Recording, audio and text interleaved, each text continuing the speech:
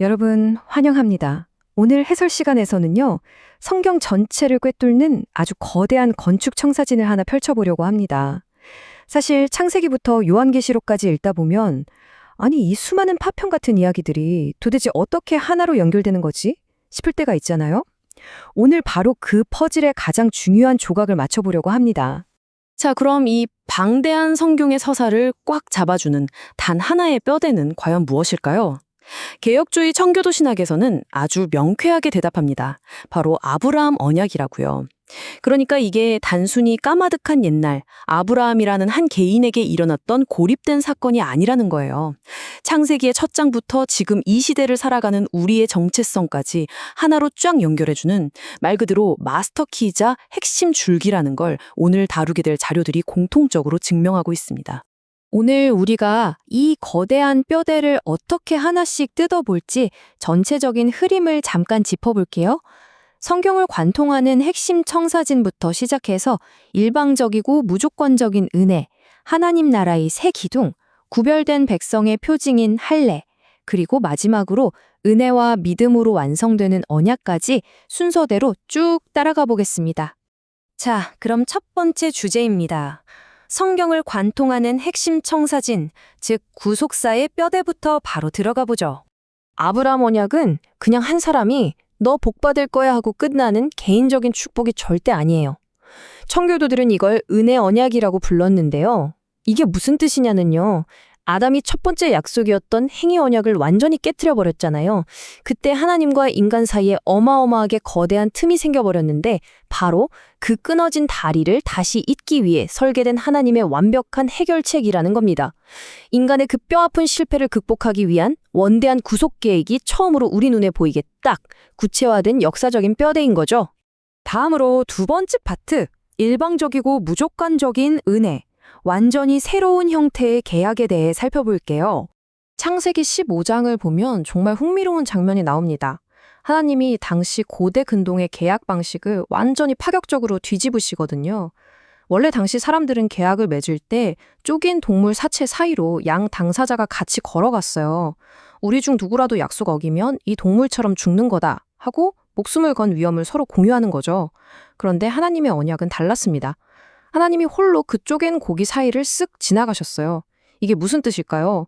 언약을 이루어야 할 모든 책임, 그리고 우리가 실패했을 때 져야 할 그 끔찍한 형벌의 짐까지 하나님 스스로 전적으로 다 짊어지시겠다는 정말 어마어마한 선언이었던 겁니다. 이렇게 하나님이 홀로 모든 책임을 떠안으셨기 때문에 이 약속은 우리의 어떤 자격이나 공로에 기대고 있지 않습니다. 솔직히 우리가 얼마나 잘하느냐에 달려있지 않다는 게 정말 다행이지 않나요? 바로 그 점 때문에 이 언약은 아브라함 시대에만 갇혀 있는 게 아니라 수천 년의 시간을 훌쩍 뛰어넘어서 오늘날 영적 이스라엘인 우리에게까지 곧바로 꽂히는 영원한 약속이 될 수 있는 겁니다. 세 번째, 이 약속을 든든하게 지탱하는 구조물이죠. 하나님 나라의 새 기둥을 살펴보겠습니다. 사실 이 부분이 정말 기가 막힙니다. 청교도들은 고대에 주어졌던 약속, 즉 자손, 땅, 복이라는 이 세 가지 요소가 하나님의 궁극적인 나라를 이루는 3요소랑 완벽하게 맞아떨어진다고 봤어요. 자손은 단순히 핏줄이 아니라 궁극적으로 그리스도와 그분을 믿는 백성들, 즉 국민을 뜻하고요. 땅은 그냥 중동의 어떤 부동산이 아니라 앞으로 완성될 새하늘과 새 땅, 즉 영토를 의미합니다. 그리고 복은 그저 잘 먹고 잘 사는 게 아니라 하나님의 통치와 영광이 흘러가는 주권을 의미하죠. 그러니까 이건 한 가문을 띄워주겠다는 얘기가 아니라 거대한 하나님 나라를 세우기 위해 아주 치밀하게 짜인 마스터 플랜이었던 셈이죠. 네 번째, 구별된 백성의 표징인 할례입니다. 이 웅장한 청사진에 찍힌 일종의 인장 같은 건데요.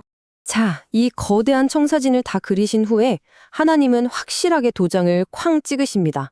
아브라함의 후손들이 세상과는 다르게 구별된 하나님의 특별한 소유라는 걸 보여주는 물리적인 증표를 요구하셨죠. 그게 바로 할례입니다. 하지만 청교도 문헌들을 꼼꼼히 보면 몸에 새기는 그 물리적인 표식 자체는 사실 부차적인 거였어요. 진짜 핵심은 이른바 마음의 할례였습니다. 우리 안에 깊숙이 뿌리 박힌 그 부패한 본성을 싹 도려내고 하나님의 뜻에 100% 항복하는 급진적인 내면의 변화 말이죠. 단순히 몸에 상처를 내는 게 아니라 마음의 완전한 굴복을 요구하셨던 겁니다. 그런데 구약의 육체적 할례가 가졌던 이 깊은 내면적 변화의 의미가요, 놀랍게도 오늘날 신약교회가 행하는 세례로 고스란히 상속됩니다. 눈에 보이는 민족적인 표징에서 시작됐던 것이 오늘날 우리 교회의 영적인 성례로 아주 자연스럽게 전환된 거죠. 이 흐름을 이해하는 게 진짜 중요합니다. 왜냐하면 이게 바로 오늘날 우리가 받는 세례가 단지 물을 뿌리는 의식이 아니라 그토록 무겁고 깊은 신학적 의미를 가지는 이유가 되거든요. 자, 드디어 마지막 5번째입니다. 언약의 완성, 은혜와 믿음. 마침내 그 최종 건축물이 그 웅장한 모습을 드러냅니다. 아브라함이 여호와를 믿으니 여호와께서 이를 그의 의로 여기시고. 창세기 15장에 딱 등장하는 이 한 문장, 익숙하시죠? 이게 바로 기독교의 가장 핵심 중의 핵심 교리인 이신칭의, 즉 오직 믿음으로만 의롭다 하심을 얻는다는 진리의 절대적인 뼈대입니다. 생각해 보세요. 그 까마득한 고대의 약속이 지금 이 순간 우리가 하나님과 관계를 맺는 방식의 정확한 기초가 되었다는 게 놀랍지 않나요? 인간의 어떤 노력이나 율법적인 행위가 아니라 오직 믿음을 통해서만 완성되는 아주 견고한 구조인 겁니다. 이 모든 거대한 언약은 결국 완전한 단수로서의 자손이신 분, 바로 예수 그리스도를 통해 궁극적으로 완성됩니다. 십자가라는 사건을 통해서 모든 민족이 복을 받을 것이라는 그 옛날의 약속이 마침내 전면적으로 실현된 거죠. 사도 바울은 바로 이 진리를 가져와서 유대인과 이방인 사이에 있던 거대한 벽을 허물고 둘을 하나로 묶어버렸습니다. 이제는 출신 성분과 상관없이 누구든지 그리스도와 연합하기만 하면 이 어마어마한 영적 축복을 다 함께 물려받는 공동 상속자가 된다는 거예요. 결국 이 모든 것을 종합해보면 아브라함 언약은 하나님 나라의 위대한 대현장으로 우뚝 서 있습니다. 내가 너의 하나님이 되고 너희는 내 백성이 되리라. 이 한마디 선언 안에 모든 게 다 들어있어요.